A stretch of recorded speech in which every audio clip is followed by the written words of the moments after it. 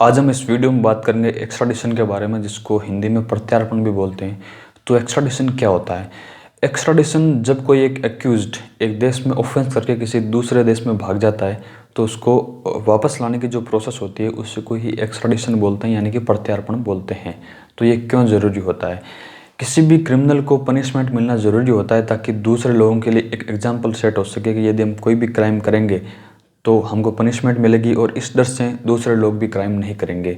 तो किस किस आदमी को एक्स्ट्राडिशन करवाया जा सकता है? यदि कोई आदमी का मैटर यदि अंडर इन्वेस्टिगेशन है, मान लो पुलिस के हाथ में अभी मैटर है, वो उसका इन्वेस्टिगेशन कर रही है, तब भी उसका एक्स्ट्राडिशन करवाया जा सकता है। यदि किसी आदमी का मैटर कोर्ट में चल रहा है, मतलब अंडर ट्रायल हो, तब भी करवाया जा सकता है। या फिर किसी आदमी को किसी कोर्ट ने कन्विक्ट कर दिया है, उसके ऊपर दोष सिद्ध कर दिया है, तब भी उसको वापस एक्स्ट्राडिट करवाया जा सकता है। यह कोई जनरल ड्यूटी नहीं है दूसरे देश की कि वो उसके अपराधी को वापस दे ही दे।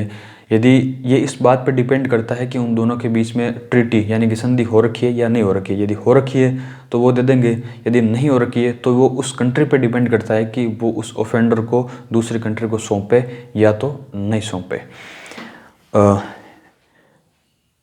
इंडिया में एक्स्ट्राडिशन के बारे में एक एक्ट बना हुआ है जिसका नाम है द इंडियन एक्स्ट्राडिशन एक्ट 1962। इसके हिसाब से भी एक्स्ट्राडिशन का काम होता है। तो इसकी प्रोसेस क्या है, कौन लोग इसकी प्रोसेस को फॉलो करते हैं? तो कोई भी मिनिस्ट्री के अंदर बहुत सारे डिवीज़न होते हैं। तो मिनिस्ट्री ऑफ एक्सटर्नल अफेयर में एक डिवीज़न होता है consular passport and visa division, जिसको शॉर्ट में CP भी बोलते हैं।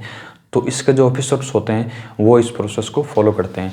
तो प्रोसेस क्या होते हैं? वो एक एप्लीकेशन तैयार करते हैं, एक फ़ाइल तैयार करते हैं जिसके अंदर उस एक्यूज के खिलाफ बहुत सारे एविडेंस होते हैं। एविडेंस बहुत स्ट्रॉन्ग होने चाहिए, सब्सटेंशियल होना चाहिए। यदि वो वीक हुए तो फिर वो सामने वाला देश से वो एक्स्ट्राडिशन के लिए मना कर सकता है।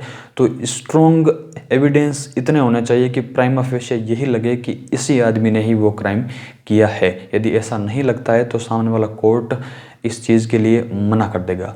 तो ये जो फाइल होती है वो जिस देश से एक्स्ट्राडिशन करवाना है उस देश से कोर्ट में फाइल करना होता है, उसके सामने प्रोड्यूस करना होता है और उसमें एविडेंस होना चाहिए।